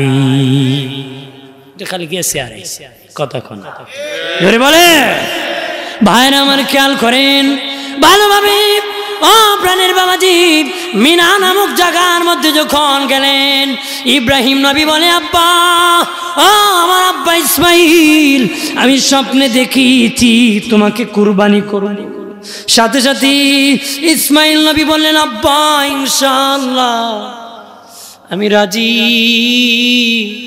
তোমার ছেলে যদি কইতা, ছেলে পলাইতো, কথা কোন ঠিক কিনা? তোমার ছেলে পলাইতো, 10-12 বছরের ছেলে কয় আমি রাজি, আমাকে কুরবানি করেন। তোমার ছেলে যদি কইতো, বাবা কুরবানি করবো, এবার কুরবানি তোমাকে, রমজানে এখনই বাবা চিটাগাং মেলে ভাগিয়া চলে যেত। ওই তো তুমিও কুরবানি যাই, আমি যাই, আসসালাম আলাইকুম, কথা হয় না, বলেন না চিটাগাঙ্গে মেলে জীবনে লেগে গেলে হলেন ইজাব বাপ আমার লাগতো। ইসমাইল নবী কো, বাবা আল্লাহর হুকুম পালন করতে দেরি, বাপ বেটা পানা হয়ে যাব, আল্লাহ বলবেন না। ভাইন আমার ইব্রাহিম নবী বলে, এ বাবা, জবাই করতে তুমি হাত নাড়াচাড়া করলে ডিস্টার্ব হতে পারে। হাত বাঁধলেন, পা বাঁধলেন, বলেন আদরের সন্তান, সরাসরি যদি চোখ দেখি রে মায়া লেগে যেতে পারে। বাবা ইসমাইল, তোমার চক্ষুটা আমি বাঁধবো রে। ধারালো একটা ছুরি নিয়ে ইব্রাহিম ইসমাইল নবীর গলায় যখন রে ইব্রাহিম নবী লাগাই দিলেন, আল্লাহ নোটিশ করলেন, ও ছুরি, আমার ইসমাইলের একটা পশম মোবারক তুমি কাটবা না রে। ইব্রাহিম নবী ছুরি চালায়, ছুরি কাটতেছে না, কাটতেছে না। রাগ করিয়া উনি ছুরিটায় জমিনের মধ্যে আছাড় মারছে, নিক্ষেপ করছে।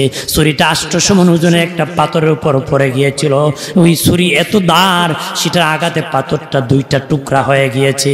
ইব্রাহিম নবী কয়, পাথর এরে ছুরি, গলা কাটতে পারস নাই, আর বুঝি পাথর পাঠাইয়া ভাঙ্গিয়া বেটাগিরি দেখাও। ওই ছুরি ডেকে ছুরি জবান খুলে গেছে। ইব্রাহিম নবী, আগুনকে আল্লাহ একবার নোটিশ করেছিল তোমার পশম যেন না কাটে। ওই আল্লাহ আমি ছুরিকে 70 বার নিষেধ করেছে, ইসমাইলের একটা পশমও যেন না কাটি। এবার ইব্রাহিম নবী ইসমাইল নবী বাবার ছেলে বলতেছি, ও আব্বা হাত পাউতে বেঁধেছি, আল্লাহ মনে হয় বলতেছি জবরদস্তি করে আমাকে কুরবানি করতেছো, হাতের বান খুলেন, পায়ের বান খুলেন, চোখের বান খুলেন, বাপ বেটা ফানা হয়ে যাব, কুরবানি শুরু করে দেন। সব খুলে ফেলো গো বাবা, বাদ খুলে ফেলো, আমি ইসমাইল একটু নড়াচড়া করব না, চুরি চালাও, চুরি চালাও। আল্লাহ কো জিবরাইল আমার ইব্রাহিম ইসমাইলকে কুরবানি করে ফেলবে, বাপ বেটা দিয়ে আমার বড় কাজ বাকি আছে রে। জান্নাত থেকে একটা দুম্বা নিয়ে ওই শরীর নিচে লাগাও, ইসমাইলকে সরায় দাও। জান্নাত থেকে দুম্বা নিয়ে জিবরিল ইসমাইল নবীকে সরাই দিয়েছি। আর বাবা দুম্বা জয়, আল্লাহ কো আমার ঘর দেখছো মানে আমারে দেখছো, আমার ঘরের দিকে তাকাইবা জীবনের গুনাহ মাফ হয়ে যাবে। আমার ঘরের দিকে তাকিয়ে যে দোয়া করবা এই নেক দোয়া আমি কবুল করব। সুবহানাল্লাহ। ভাইরা আমার খেয়াল করেন ভালোভাবে, অপ্রাণের বাবাজি দোস্ত বুজুর্গারে হাজরে আসওয়াদ পাথরে চুমু খেলে জীবনের গুনাহ মাফ। জীবনের গুনাহ কি? দুধের যে সাদা ছিল রে, ওই পাথর গুনাহ টানতে টানতে কালো হয়ে গেছে রে। ওই পাথরে যারা চুমু খেবে রে তাদের জীবনের গুনাহ আল্লাহ মাফ করে দিবে। বাবাজি আরাফার মাঠে যারা হজে দোয়া করবি তাদের দোয়া আল্লাহ কবুল করবি।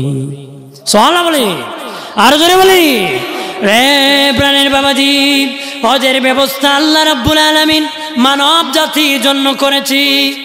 দোয়া করো, কিতাবের মধ্যে লিখেছি হজের মৌসুম চলতেছে বাবাজি, সমুদ্রের আরব সাগরের ওই পারে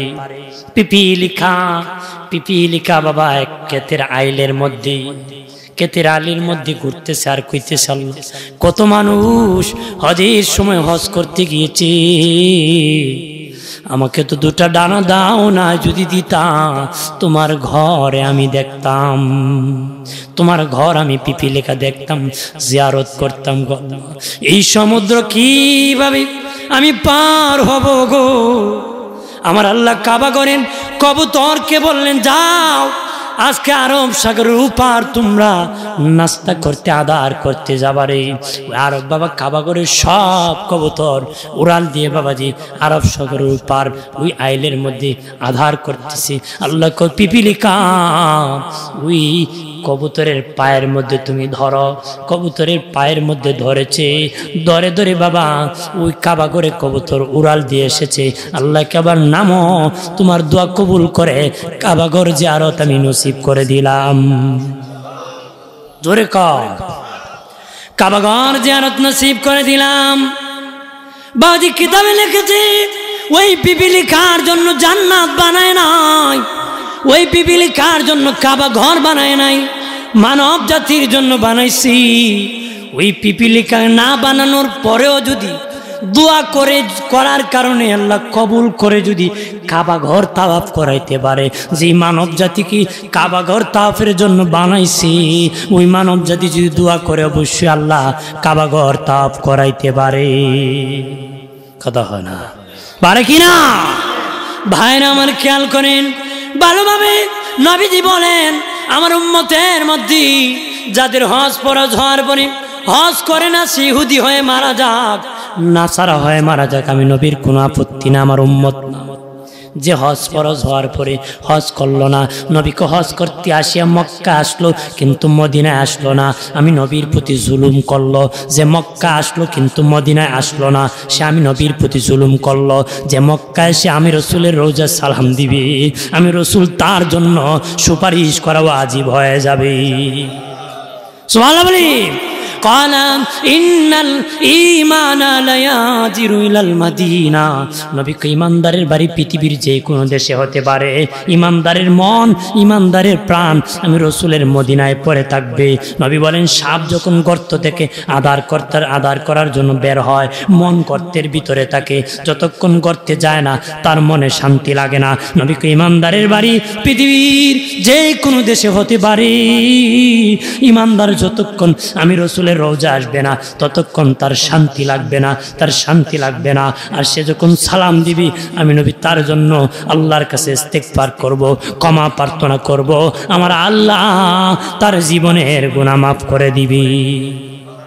কন্যা সুবহানাল্লাহ। ভাইরা আমার খেয়াল করেন ভালোভাবে বাবাজি, মক্কা যাবা, মদিনায় যাবা, রসুলের আশিক হও, পাগল হও, মদিনা শান্তির জায়গা, মুক্তির জায়গা রে। দুনিয়ায় শান্তি, আখিরাতে মুক্তি পেয়ে পাবো কি শান্তি। এটা হলো সোনার মদিনা। এটা কি সোনার মদিনা। শহর হিসাবে মক্কা দামি, শহর হিসাবে মক্কা দামি, কিন্তু বাবা মদিনার মাটি আর শাজিমের চেয়ে আরো দামি। শহর হিসাবে মক্কা দামি, আর মদিনার মাটি আর শাজিমের চেয়ে খাঁটি। কারণ ওই মদিনায় আমার নূরের নবী শুয়ে আছে, এই জন্য মদিনার দাম বেড়ে গেছে। আরো জোরে কন্যা সুবহানাল্লাহ বলি। ভাইরা আমার খেয়াল করেন ভালোভাবে বাবাজি, যারা হজ করে ফিরবে মৃত্যু পর্যন্ত তার হজের উপর অটল থাকবে। মৃত্যু পর্যন্ত হাজী সাহেব তার হজের উপর অটল থাকবি। ওই হাজী কিয়ামতের দিন 400 কবিরা গুনাহগারকে সুপারিশ করে জান্নাতে নিতে পারবে। অটল থাকতে হবে, তার হজের উপর অটল থাকতে হবে, আদর্শের উপর থাকতে হবে। তো এই হাজী সুপারিশ করে গুনাহগারকে জান্নাতে নিয়ে যাবে। জোরে কা আর জোরে। ভাইরা আমার খেয়াল করেন ভালোভাবে, এই প্রতিষ্ঠাতা আদম নবী আবেগ ইব্রাহিম নবী সৃষ্টি করেছেন, আর আমাদের দয়াল নবী বিদায় হজের ভাষণে ভাষণ দিয়ে হজটাকে আন্তর্জাতিক মর্যাদা দিয়েছেন। হজ করতে যাইবা নবীকে ভুলবা না রে, কাবা ঘরে যাইবা তাফ করবা, নবীর কাছে যাইবা জিয়ারত করবা, আমার নবী খুশি রাজি হয়ে যাবে। সুবহানাল্লাহ বলি না। প্রত্যেক দেশের রাজধানী থাকে রে, আমাদের দেশের রাজধানী ঢাকা, ঠিক তেমনি ভাবে প্রত্যেকটা দেশের রাজধানী আছে, আর তামাম দুনিয়ার একটা রাজধানী আছে। তামাম দুনিয়ার রাজধানী হলো সোনার মদিনা। তামাম দুনিয়ার রাজধানী কি? সোনার মদিনা। তামাম দুনিয়ার রাজধানী হলো সোনার মদিনা, নূরের মদিনা আমাদের রাজধানী। আল্লাহু আকবার বলে না, আর জোরে বলি রে প্রাণের বাবাজি। হযরত উমর ইবনুল খাত্তাব দোয়া করতেন, আল্লাহ আমি উমরকে রাসূলের দেশে মরণ দিও। ইমাম মালিক রহমতুল্লাহ আলাইহি দোয়া করতেন, মরণ দিও, কারণ মদিনায় যদি মরণ হয় রাসূলের সাথে হাসরের মাঠে দাঁড়ায় যাব, রাসূলের সাথে দাঁড়ায় যাব। আমার দেশে অনেক আছে বাবাজি হজ করতে মক্কায় যান, কিন্তু পাড়া প্রতিবেশীর খবর রাখে না। শেষ কথা আমার, পাড়া প্রতিবেশীর কি রমজান মাসের উমরা করতে যায়, ইতিকাফ করতে যায়, পাশের বাড়ি ইফতার করব টাকা নাই, হাজি খবর রাখে না রে। কথা বলেন না, ই হজ করে লাভ নাই, পাশের বাড়ি খায় না, আর তুমি গেছো ইতিকাফ করতা, কিয়ামতের দিন জবাব দিতে পারবা না রে। একটা ঘটনা বলি সমাপ্তি করে দিব রে। রবি বিন সুলাইমান বাবাজি রওনা করেছেন, হজ করবেন, বহুদিন কষ্ট করে কিছু টাকা জোগাড় একত্র করেছেন হজ করার জন্য। রবি বিন সুলাইমান রাদিয়াল্লাহু তাআলা আনহু রওনা করেছেন হজ করবেন। দেখেন একজন মহিলা বাবাজি একটা মরা গরুর গোশত কেটে কেটে ব্যাগের ভিতর ঢুকাইতেছে, ব্যাগের ভিতর ঢুকাইতেছে। রবি বিন সুলাইমান বলেন মরা গরুর গোশত খাওয়া তো হারাম, এই মহিলা কেন রে মরা গরুর গোস্ত কেটে কেটে ব্যাগের ভিতর ঢুকাইছিস? কয় মা, মরা গরুর গোস্ত খাওয়া তো হারাম, তুমি কেন এটার মধ্যে ঢুকাইতেছ? রবি বিন সুলাইমান, বুঝবা না, তোমার জন্য হারাম, আমার জন্য হালাল। ওই মহিলা ব্যাগের ভিতর ভরে বাড়ির দিকে রওনা করেছি। বাবাজি রবি বিন সুলাইমান রাদিয়াল্লাহু তাআলা আনহু রওনা করেছেন মহিলার সাথে। দেখি কোথায় যায়, যে দেখিন ঘরের ভিতরে যুবতী নারী, তার মেয়েরা আছে, যে বলতেছে মা, গোস্ত এনেছি বাজার থেকে, তোমরা গোস্ত পাকাও, গোস্ত পাকায় খাও।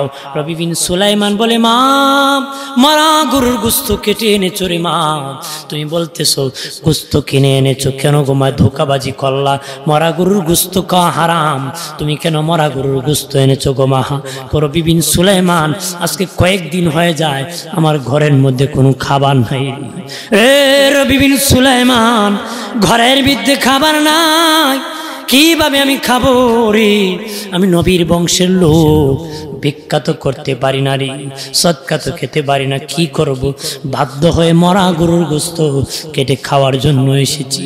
রবি বিন সুলাইমান বলেন মনে মনে, কয় আমি হজ করবো আর নবীর বংশের লোক উপবাস থাকবে, মরা গরুর গোস্ত খাবে, হতে পারে না।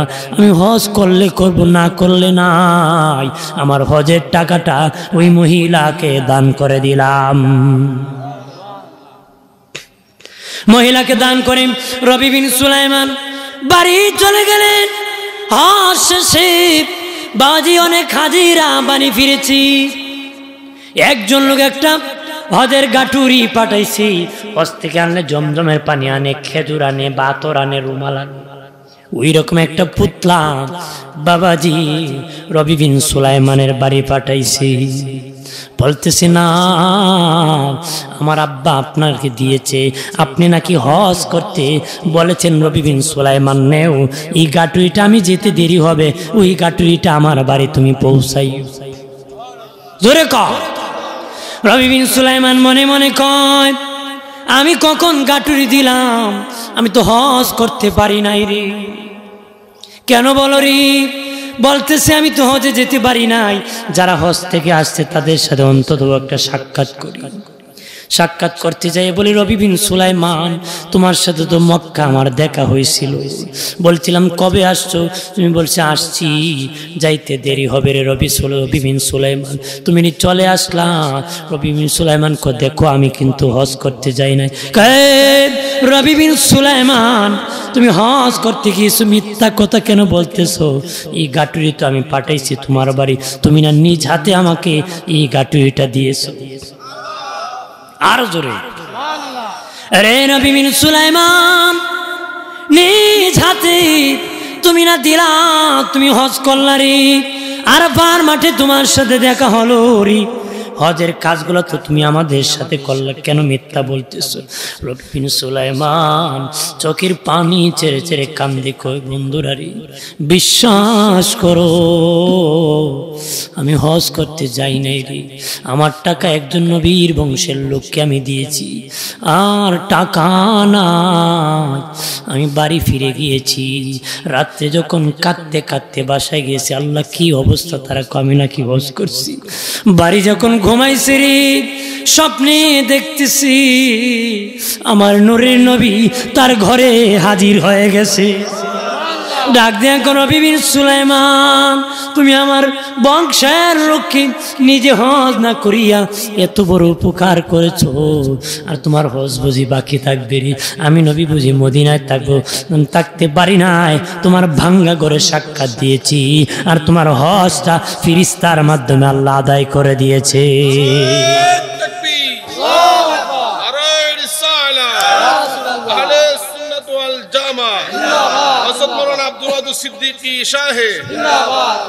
আমার মানে দুস্থ বুজুর্গরা, যারা ধনী আছো, খবরদার, সাবধান, এই খবর রাখবা পাড়া প্রতিবেশী।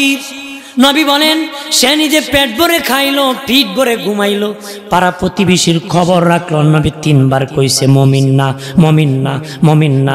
500 বছর হজ করলো, মমিন হতে পারবা না পাড়া প্রতিবেশীর খবর না রাখলে। খবর রাখতে হবে। তাদের খবর কি রাখতে হবে। রাখবেন তো? আপনার মসজিদের ইমাম, আপনার পাড়া প্রতিবেশী, তারও খবর রাখতে হবে। একটা ইমাম, একটা তার কি পাড়া প্রতিবেশী, সে যদি না খেয়ে থাকে এটারও জবাব দিতে হবে। কথা বলে, জোরে বলে। ইমাম সাহেব বললে তো রাগ করবেন, আমি তো আর ইমাম না, বলে ফেলি। রাগ করলি কি, না করলি কি? আইসি 2 বার আর জীবনে না আইনু নাকি? হ্যাঁ, এগুলো করবেন না, এগুলো করবেন। আমরা বলি ঠিকই, ইমাম সাহেব রাজা বাদশা, মূল্যায়ন নাই, দাম দেয় না, মুখে কয় এটা না, মন থেকে মহব্বত করতে হবে। সবাইকে অন্তর থেকে কি মহব্বত করতে হবে। এই জন্য আল্লাহ রাব্বুল আলামিন কিয়ামত পর্যন্ত এই হজের দরজা খোলা রাখবে। হজের দরজা কি? এখন আসি বাবা, গরিব মানুষ যারা শরীফ, তোমাদের হজ কেমনে হবে? তোমাদের জন্য সপ্তাহে সপ্তাহে আমার আল্লাহ হজের ব্যবস্থা করছি। সুবহানাল্লাহ বলি। যারা গরিব আছরি, টাকা নাই, হজে যেতে পারবা না, তোমাদের জন্য প্রতি সপ্তাহে সপ্তাহে কবুল হজের ব্যবস্থা রাখছি। নবী বলেন, জুমাবারে যখন জুমার আজান হবে, বাড়ি থেকে উজু করে যখন গোসল করে যখন পাক শাক কাপড় পরবি, বাড়ি থেকে কাপড় পরে যখন রওনা করবে, নবী কই এটা তোর দুনিয়ার সাধারণ কাপড় না, এটা হলো ইহরামের কাপড় পরে তুই রওনা করলি। সুবহানাল্লাহ বলি। নবী বলেন, তুই যে পাঞ্জাবি পরলি, এটা হজের ইহরামের কাপড় হয়ে যাবে। আল্লাহু আকবার বলেন না।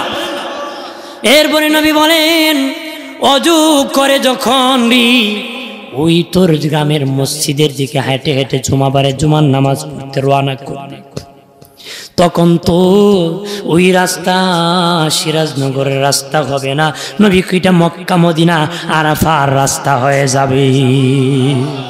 সুবহানাল্লাহ বলি। তুমি যদি উজু নিয়ে বাড়ি থেকে উজু করে আর বাচ্চা কাপড় পরবা, ইহরামের কাপড় হয়ে যাবে। আর সিরাজনগর রাস্তায় যখন সোনারঘাট সিরাজনগরের রাস্তা দিয়ে যখন হাঁটবা, নবী কইটা আরাফার রাস্তা মক্কা মদিনার রাস্তা হবে। ওই এই জুমার নামাজ পড়বি, ওই উজু সহ আবার ওই রাস্তা দিয়ে যখন বাড়ি পৌঁছবে, নবী কয় তুই যেন মক্কা মদিনার থেকে জিয়ারত করে নিষ্পাপ বেহেশতি হয়ে বাড়ি ফিরে গেলে। সুবহানাল্লাহ বলি। আমার দয়ালে নবী যেই দেশে ঘুমায়, আমার জিন্দা নবী প্রেম যদি শিখবি রে মন, প্রেম যদি শিখবি রে মন, সবেছে রে চল মদিনায়, সবেছে রে চল মদিনায়। আমার দয়াল নবী যেই দেশে ঘুমায়, আমার জিন্দা তোর দেখলে সবই পাগল হবি, দেখলে সবই পাগল হবি, কাঁদিবে বসে নিরালায়, আইরে কাঁদিবে বসে নিরালায়। আমার দয়া নবী যেই দেশে ঘুমায়, আমার জিন্দা নবী। নবীজি বলেন, আমার গরিব উম্মত, তোর দেশ থেকে তোর বাড়ি থেকে যদি সালাম দেস, আমি রাসূলুল্লাহ জবাব দিতে পারি। তুই যখন আমার দরুদ পড়বি, আমি রাসূলের দরবারে পৌঁছায় দেওয়া হবি। সব উম্মতে দরুদ সালাম নবীর দরবারে পৌঁছায় দেওয়া হয়। এই জন্য আমরা পড়বো। রাজি আছি?